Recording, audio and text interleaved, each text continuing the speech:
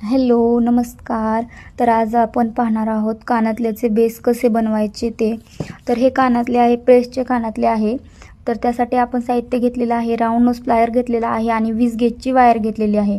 तर 20 गेजच्या वायरला टोक पकडून त्याचा गोलाकार देऊन घेतला आणि त्याचे असे 2 ते 3 राऊंड करून घेतलेले आहेत गोलाकारचे त्याच्याकडेने. तसेच सेम पुढच्या साईडून पण करून घ्यायचे आहेत, फक्त त्याच्या विरुद्ध साईडून करून घ्यायचे आहेत.